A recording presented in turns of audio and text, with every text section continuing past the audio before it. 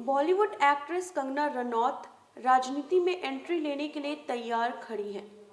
Kangana Ranaut BJP के जरिए राजनीति में प्रवेश करेंगी, ये बात बिल्कुल तय मानी जा रही है।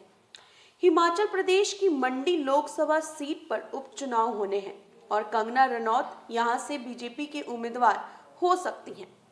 इसी साल मार्च महीने में बीजेपी सांसद रामस्वरूप शर्मा के निधन के बाद मंडी लोकसभा सीट खाली हो गई थी और इस पर 30 अक्टूबर को उपचुनाव की घोषणा की गई है। मंडी लोकसभा सीट पर जिन चेहरों की चर्चा बीजेपी के अंदर है, उसमें कंगना रनौत का नाम सबसे ऊपर चल रहा है।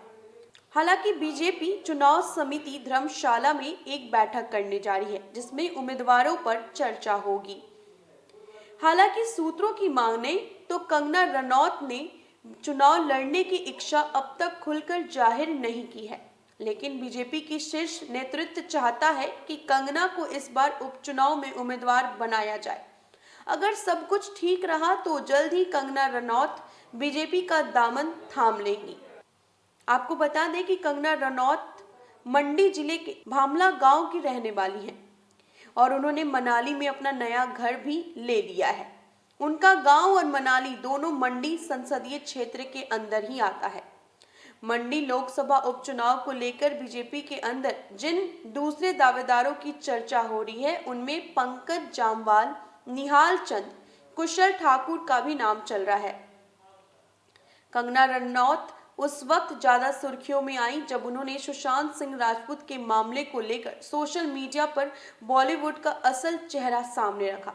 बाद में महाराष्ट्र की उद्धव ठाकरे सरकार के निशाने पर वो रही, उनका घर भी तोड़ा गया।